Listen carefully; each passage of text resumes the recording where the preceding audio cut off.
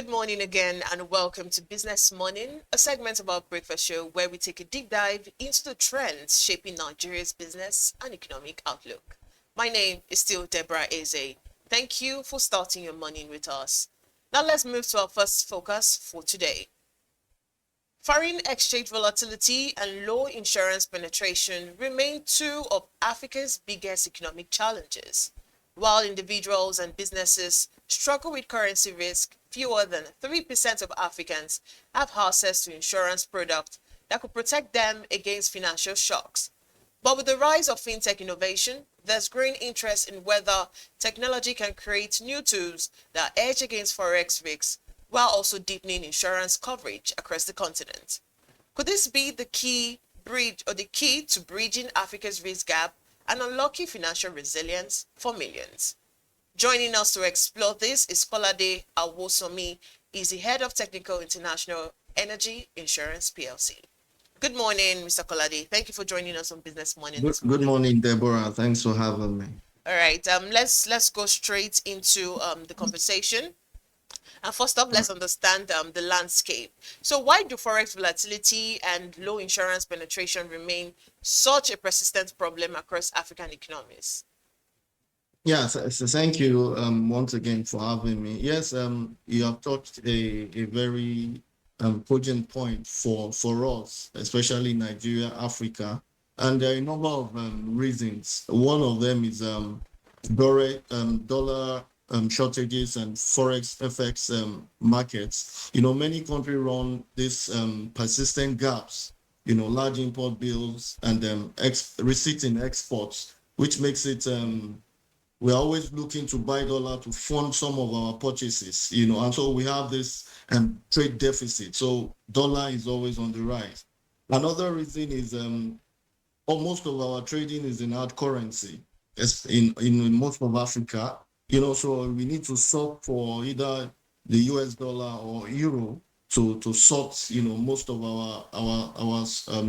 our consumption, so, and also we have the insurance market structure as we currently have it is not outside of South Africa. We don't have so much that is deepened enough already, we have very low penetration. South Africa has between -1 or 2. Nigeria, for example, is still about 1%. So we have that. Of course, we also have the cost of risk transfer. What a lot of insurance companies do when we insure the public is we still go back to reinsurance, and we pay for this in foreign currency too. And lastly, we also have data and regulatory frictions. Until January of this year, for example, the CBN just recognized the Forex exchange with a code, in January. So a lot of central banks are not yet ready to participate in this market across Africa. Nigeria is out of that because we already have a code, that can now bring, this thing under the existing CBN Act and the BOFI, that is existing. So these are some of the challenges that we have been having, before now. All right, still on understanding the landscape, how do you think these risks specifically affect businesses and also small, medium enterprises and the everyday households?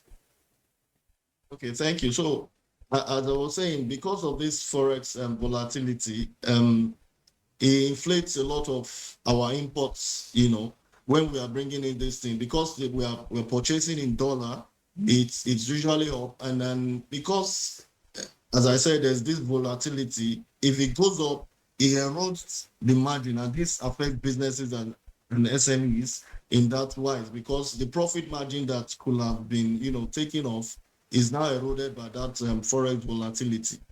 And many SMEs lack these hedging devices or accesses to buffer against this kind of volatility.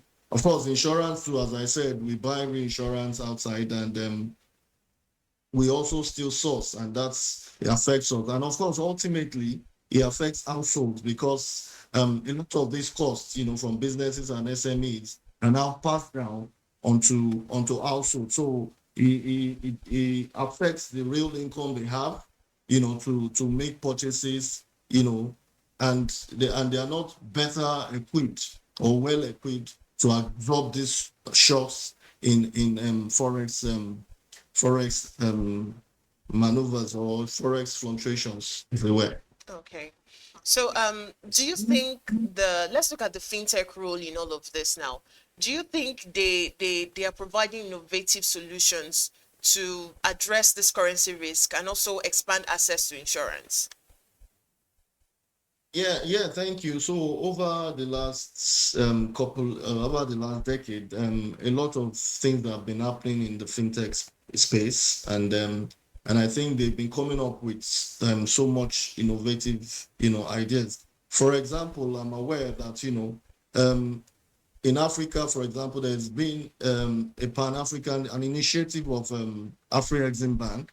There's a Pan-African payment settlement system, PAPS, that allow central banks across Africa to settle in local currencies. Then you don't have to be looking for, to source for dollar to buy something from South Africa or from Ghana, for example. And I think they are scaling this, so that the whole marketplace can have this kind of advantage, So we just have a level exchange program. And of course, we have, again, some tools that are coming up, SME FX tools. We have some apps that have been developed, and even domestic market. Nigeria, for example, we have this Naira settled OTC FX features. That's where you can exchange some of this FX, like the stock exchange. So we have that. So it provides a place where there can be this kind of exchanges, and it is being powered by fintech. Of course, we also have, where we have cases of embedded and parametric insurance. We have a lot of insurtech. We have even most of the apps that we have now, that's especially these lending apps. You see a lot of them. The insurance is part of what they had. If you look at the breakdown, there's a part. So it's embedded in the full core, and this is enabled by fintech. So you don't pay a single sum. It has enabled the cost to be thinned down, and then the speed of payout is also enabled. Of course, we also have this digital claims that has been enabled. You can log on to many sites, even in Nigeria, and you log on your claim through the interaction of the APIs that they've developed. You can link to different companies, and you can lodge your claim, and end to end you can make that claim, and so on and so forth. Fintechs have come up with a lot of innovations within the last decade, to address some of these things. Do you think we're going to see practical examples where fintech has successfully combined forex management and also forex management with insurance products? Yes, I did mention one of the best examples, that comes to mind is the PAPS, for trade, that has, embedded and has enabled, Forex to be changed, across the African continent, without having to first convert to dollar or euro. So once, a lot of central banks in Africa have onboarded onto this, which it allows, local currency settlement. It allows for insurers and insurtechs to attach, for example, marine credit when they are doing import and export, and it is converted real time, and it covers the same model. And this is a very good initiative from Afri-Exim Bank, as I said, and it's done through a Mansa, platform. And what this does, again, because a lot of the issues that they've had is the KYC issue. A lot of central banks, Africa, we have regulations around KYC and all of that, which has been an hindrance. So what these PAPs have done is to create an app, they call it Mansa, that collates KYCs across board, from central bank. So once you are uploaded, your KYC is there and all of that. So it meets basic regulations across the continent. So it has facilitated that, and that's the work of fintech. Okay, so still on fintech's role, how do you think technology would make risk products more affordable and accessible to the undeserved populations? Yeah, thank you. And I think it's not far-fetched from what we've been discussing. One of the first things we would do is to make this distribution cost to collapse. One of the problems we've had is penetration, as I said, well, in the introduction. So one of the things fintech would do is to reduce the distribution cost using the telco models. Look at all of us, we use all these phones. You get SMSs, you get so many things online all the time. So one of the things it will do, and once we onboarded, is to reduce the cost. That okay, instead of saying one company or just one industry is doing something, that model allows us to reach a wider number of people, within short time. Of course, it's going to make our claim settlement to be faster and cheaper because it will have been scaled down to an end-to-end online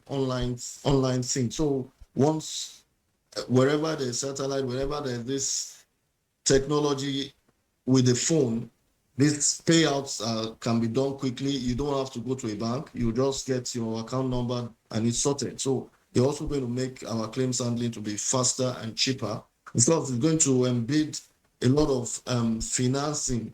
It's going to, yes, financial inclusion. It's going to improve financial inclusion across Africa in the sense that a lot of people now, because they have insurances, for example, on their phone, even in rural areas, we have people, in rural areas, once they have a phone, it doesn't have to even be, a fancy phone. Once you can have an SMS thing. So it's going to, create more financial inclusion within all of the spaces we have.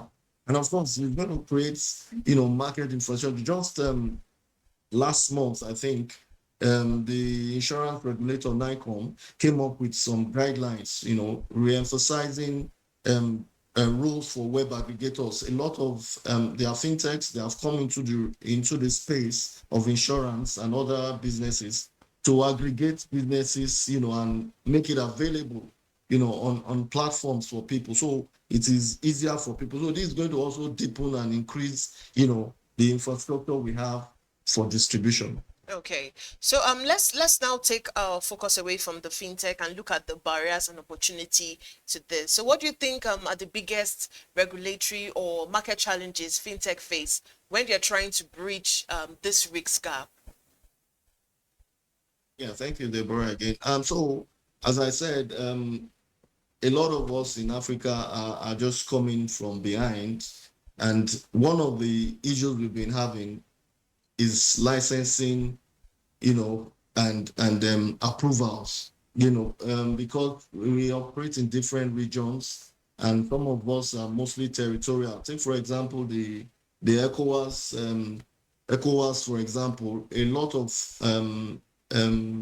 discussions have been going to liberalize trade in ECOWAS. I'm just making ECOWAS an example before you now look at the whole of Africa. So it's been so difficult, even in ECOWAS, the sub-region, to harmonize a lot of our processes because most of the countries are territorial. They want to be in charge of a lot of their, economies. So this is one of the problems. So when you go to all of these regions, you still face all of these regulatory, onboarding things. So that is a major thing for us. And I think Afrexim Bank is doing a lot, to narrow this gap and bring up a kind of uniform appraisal to onboard people. So that is a major problem. Of course, akin to that is the KYC, anti-money laundering, and data rule that we've been talking about. A lot of people, want to satisfy their local KYC and anti-money laundering laws because it is something that even gives any economy or any government credibility internationally that your domain, your country is not a transit or being used for money laundering. So, and people are always suspicious of the other countries' measure. So this has been a rule, and so one of the things the Mansa from Afreximbank that I mentioned earlier is doing is to create that uniform platform that will address a lot of this. And of course, one of the hindrances or challenges again has been the scarcity of Forex, and because for us in insurance, for example, we still do a lot of reinsurance and which goes to international markets. It is based on Forex. So sourcing and doing a lot of it. So it's becoming easier for us to just, remain local and not want to go outside because, we need to get a lot of this. But that again is being addressed proactively by our industry regulator. The recently signed Nigerian Insurance Industry Act 2025 addresses a lot of that because it's going to seek to recapitalize a lot of these companies. And so when we do recapitalize, it's going to give us, the leverage. It's going to give us the capacity, to do a lot of more of this. And of course, inherently, we have always had this trust and of course literacy gaps across across Africa, not just Nigeria, because a lot of people don't trust the process. They don't trust the process yet, and that's why we've had low penetration. Of course, literacy too also plays a role when you talk about rural, getting to the rural area. So, and a lot of work is being doing by regulators, by insurance companies, by fintechs to make sure that a lot of these things are bridged such that you don't need to have a PhD, you don't need to even have a BSc to be able to operate on any of these platforms. So a lot is being done in that regard. All right. Let's look at how the partnership between banks and most importantly insurance and the fintech startup, how can it accelerate progress in this space? Yeah, thank you. And I think a lot of operators in this space have realized this. So there's been a lot of collaboration in the recent times. You see a lot of shared data and shared real. That's one of the first thing. Insurance can, there's always this, collaboration between fintech, insurance company, even telcos.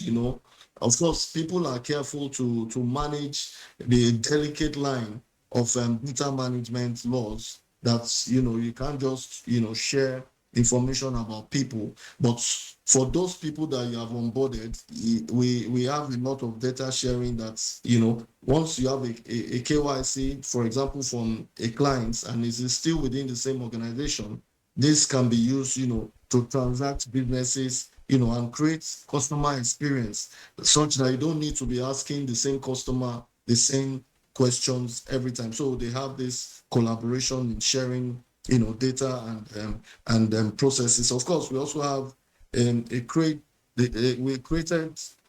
a trade ecosystem. As I said, I always will refer to Afreximbank because they've gone ahead, to set a tone, for Africa on the way to go. And a lot of central banks in Africa are trying to plug into that, gateway. So banks and all of that can settle and do a lot of embedded credit marine transactions through this platform. There is an African trade gateway where banks easily can resolve things. Of course, as I said, telcos are a needed or necessary partner in all of these processes. So they are also part of the partnership that have been created or is still being created, between fintechs, insurance, and all people in the space.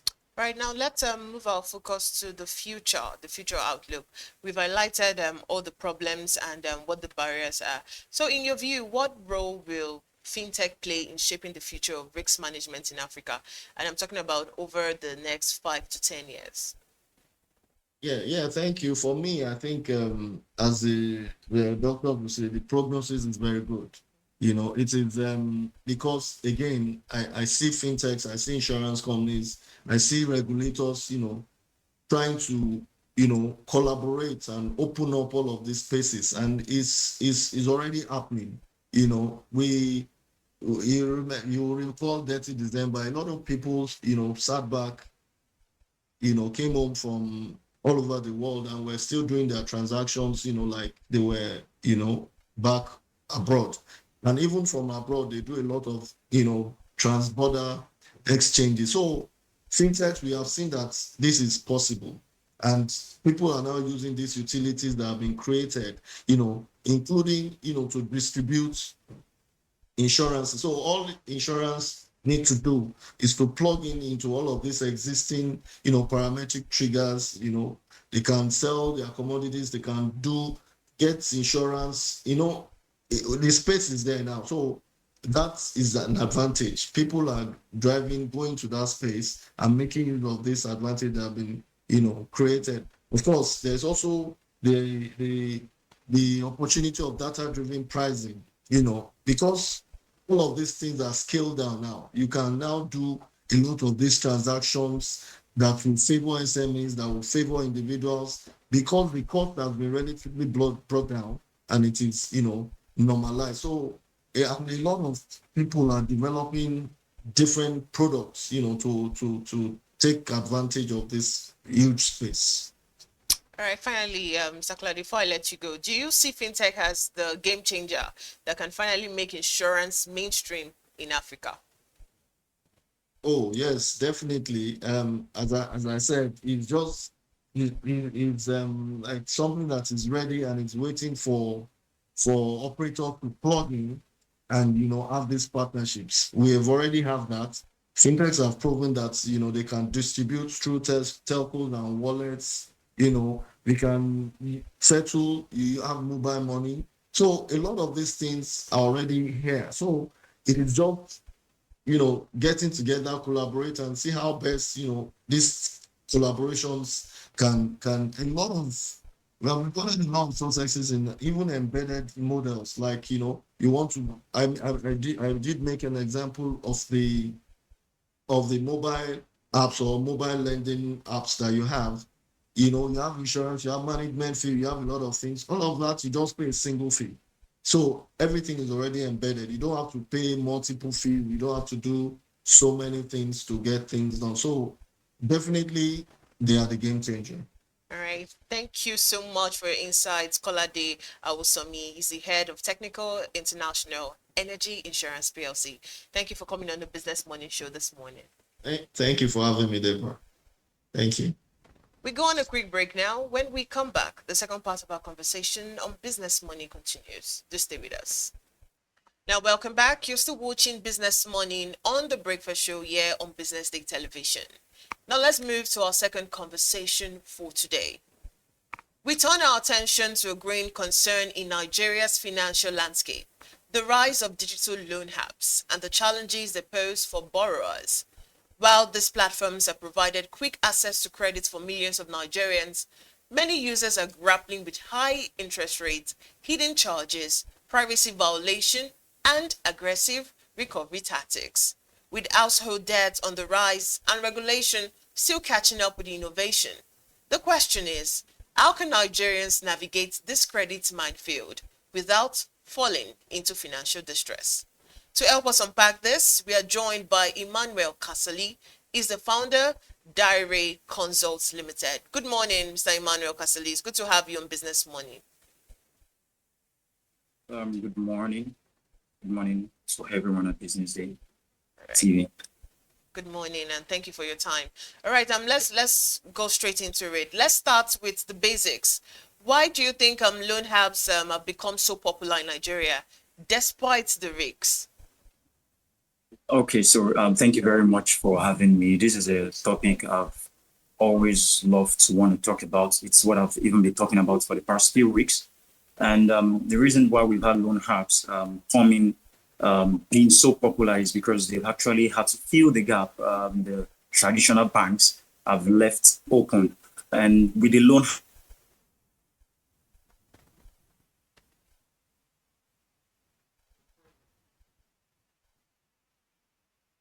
Mr. Emmanuel, can you unmute your mic, please, if you can hear me?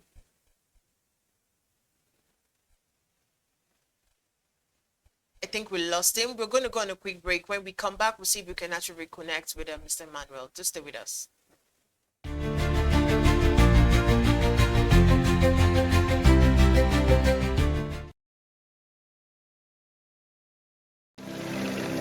They say money never sleeps. Wake up to clarity, insights, and the stories driving business in Nigeria and beyond. From the heartbeat of small and medium enterprises to the pulse of national economic policy, this is where business meets perspective.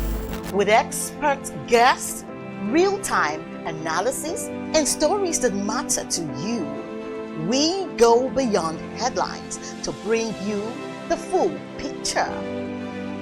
Join us every morning as we break down the numbers, decode the policies, and spotlight the people shaping our economy. This is Business Morning.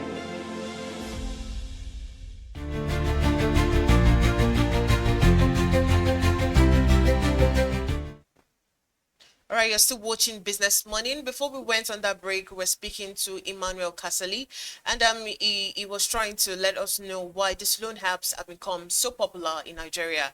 Mr. Emmanuel, can you hear me now? Yeah, I can hear you. I can hear you clearly. All right, so why do you think these loan apps have become so popular in Nigeria, despite the risks? Okay, so thank you very much for this person. Thank you for having me again on BusinessDay TV to speak on this topic that really impacts on many Nigerians. I believe the loan apps have become so much popular because they are here to fill the gap which the traditional banks have left open. And this is quick access to cash by millions of Nigerians, youths, young adults, even small business owners can have access to money to run emergency needs or even run their businesses. As you mentioned, there are risks to it, but however, many Nigerians are not so much familiar with this. I mean, the major aim is to just get the money to utilize it for what it is being needed for.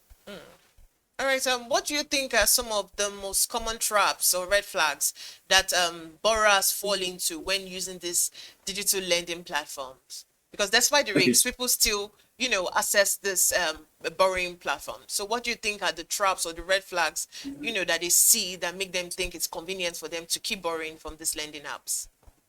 Okay, so if we were to talk about the traps, first, the enticement has to do with, I have quick access to loan without the much paperwork that comes with traditional banks. I have quick access to an amount of money that doesn't require collateral. However, the red flags that they don't take note of, number one, there's a high interest rate. I'm speaking from experience, not from personal experience actually, but I have quite a lot of friends, colleagues, family members who one way or the other either work with these loan apps or have been a borrower from these loan apps. And I can tell you for a fact that the interest rate ranges from 30% to about 40%. And another problem or another red flag they do not take into cognizance is the time frame for repayment. Most of the times, the time frame cuts across between 7 weeks to 14 weeks. The max you receive is a month. And then there is the harassment and the abuse that comes with not being able to make those payments at the due date. And coupled with that is hidden charges. I can tell you for a fact, I had an experience just over the weekend where a borrower was calling one of the agents of this loan app to actually plead because she had not paid back as at when due. And all of a sudden, the money she was supposed to pay has now piled up beyond the capital, the money she received, which is, let's say, the capital, the interest, and then there are now hidden charges that have made her repaying worse. And she was at their mercy begging over and over that if they could just take away the hidden charges, she already has the amount she borrowed and the interest rate. And then there is also the breach in privacy. I've also been a victim one way or the other by that, where persons just call me all of a sudden and say, oh, this person collected a loan, we are going to arrest him or we are going to come after you also, and all that. These are the red flags many Nigerians don't look at.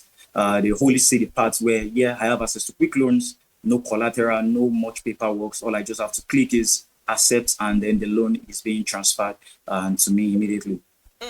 So let's talk about the hidden rates and the hidden charges that are often criticized. How do you think borrowers should calculate the real cost of these loans before taking them?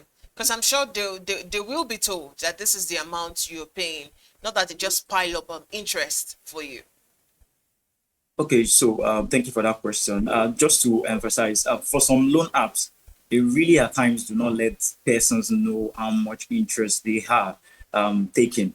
They get to know just immediately when the click accepts the loan. This is from sources that I know. However, what many of their clients do back is immediately they click it and they see the rate of interest, they return the money immediately. However, some still go ahead to do it. Now, but then we are in a world that is very digital, and it surprises me that where we have access to the likes of the AI tools like ChatGPT, I'm taking a loan, for example, you're taking a loan, let me use a small amount for many Nigerians that will be watching this, a small loan of 10,000 naira, and I'm expected to pay 12,000 naira in return in a month. That is a whopping 20% interest. Now, all it takes for a person is to go on, even on Google, and say, oh, if I'm taking a loan of this amount and I'm paying this amount back in a month, how many percentage increase, or how many percent interest rates? What is the percentage interest rate I am paying back? Now, if we look at the example I've given, annually, that means the person is paying over 200% interest rate on just that amount. How much more someone who takes about 100,000 naira or even 200,000 naira or 300,000 naira? So for Nigerians, I think it's just having the financial literacy, understanding the risk. And by understanding the risk, it means knowing what you're borrowing for, knowing the interest rate you're paying. And in the world where we now have technology to help us, it can help many Nigerians understand the interest rates, the hidden charges that are attached to the loan they're collecting. Knowing that can control their impulse to click accept the loan or reject the loan. Okay, also many users, they complain about harassment. You also mentioned it briefly, harassment and privacy breaches by these loan apps. So how effective do you think the regulatory agencies, and I'm talking about the FCCPs and also CBN, how do you think they've been effective in addressing these issues? Okay, thank you very much. Now, I can say for sure that, yeah, they've been effective quite a lot. I mean, there have been a lot of close down to illegal or non-registered loan apps or loan companies. And the CBN also has released a regulatory kind of rules, or should I use a kind of policy, just to protect consumers. And the consumers also has to do with those who are the borrowers. However, we understand that as much as we put in mitigations, we are humans and we try to adapt quickly and then devise other means. And as much as the regulatory bodies, that is the FCCPC and the CBN, are making movements to actually curb the whole harassment and the whole abuse, it is important that they still put in more efforts, because these loan apps are also advancing. They are also, how will I use the word, evolving on how to go about this. I can tell you from experience, I've heard, or I know of clients or customers that have been called around 11 p.m., 12 a.m., just to follow up on them repaying their loan. And if you look on the other side of the agents that are doing this, this is because they also have a target to meet up with. As well, as much as I know that, yeah, some loan apps are adhering to this, I think the FCCPC and the CBN still have a lot of work to do in order to protect consumers. And by consumers, I mean borrowers from these loan apps. Okay, so what role do you think banks, regulators should play, and also the Fintech Association, what role do you think they play in ensuring that there's actually ethical lending practices? Okay, so thank you very much. Now, banks, we know, are profit-oriented, and from experience or from lessons from the basic knowledge I have, I know banks lend more to businesses or to anything they're lending to has to be something they are sure, or they have a high percent of being returned back. And that's why we see banks lend more money into the real estate more than into small business. However, if banks can consider lending money to small business owner at a smaller scale, this can reduce borrowers falling into predators loan apps. And then for regulatory bodies, I mean, like I said earlier on, there's much more work to do. And that is regulatory bodies such as the FCCPC we mentioned and the CBN, evolving also on how to curb the whole issues we have around having access to loan apps. And for the fintechs, I think it would be wise, or it would be wonderful if they can consider looking into the interest rates they place on their loan. The goal should be to help Nigerians and not to feed on them or not to leech on them. Let me use that word. And so they should consider the interest rates, consider the length at which people have to repay back. And for the fintechs, because I'm aware that they have a kind of body to actually kind of curb these incessant activities. There should be sanctions for those who practice against their code of conduct.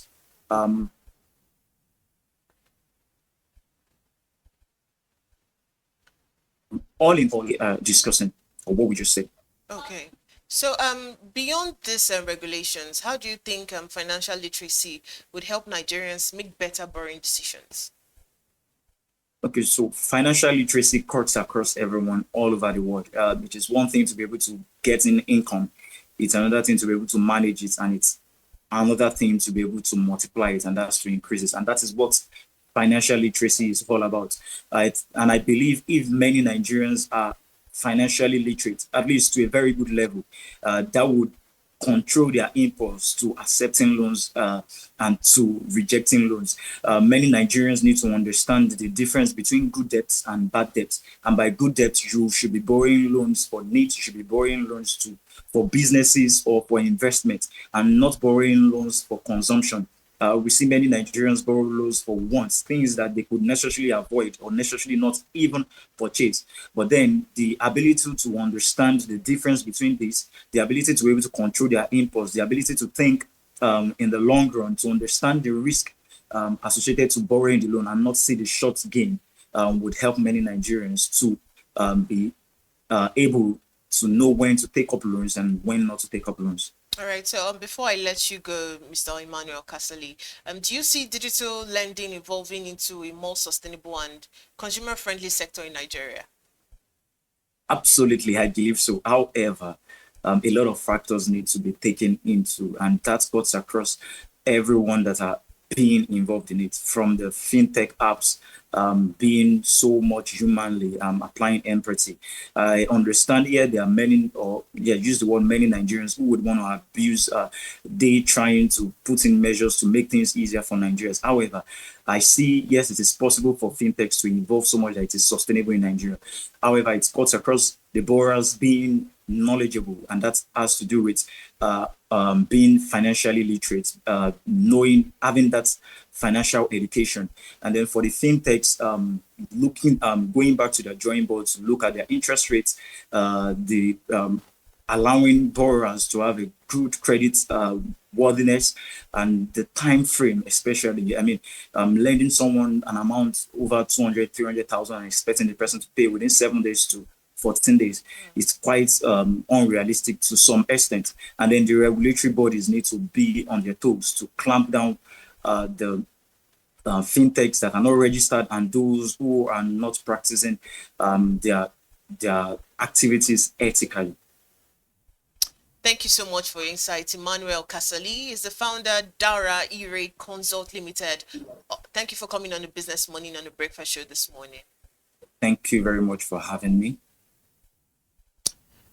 All right, so before I go, I'm just going to give my honest take about these loan apps. If we're being truthful to ourselves, we know that these loan apps, they didn't just fall from the sky. They actually fill the gap left wide open by our traditional banks. Because for years, banks have made borrowing very difficult. I'll just mention that difficult for low and middle income Nigerians especially. So loan apps, they simply offered what people desperately needed. And what do people need? Quick cash. No question asked. And in an economy where wages are stagnant, the prices of things keep climbing, and emergencies don't wait, many Nigerians really had little or no choice but to take that option. But here's the catch. The dark side of these apps is actually ruthless. We are talking about sky-high interest rates, hidden charges, and also predatory recovery methods that cross across every ethical line. Regulators have tried to crack down, but let's face it, for every app shut down, 2 or more appear tomorrow. The deeper issue isn't just the apps, it's the desperation driving millions into debt in the first place. So if we actually really want to end this loan app siege, it's not just about fines or regulation. I think it's about fixing the fundamentals, and I'm talking about fair wages, affordable credits, and a stronger financial safety net. But like I always say, until then, Nigerians will keep turning to loan apps, not because they want to, but because they have to. And like our guest said, we're going to give kudos to the FCPC and also the CBN. They're actually trying their best, but I personally think it can be better. But let's see how it unfolds, and we'll see whether the loan apps can become something friendly, consumer friendly for Nigerians.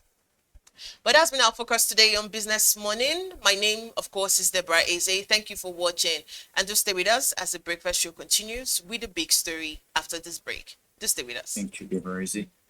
Wonderful day.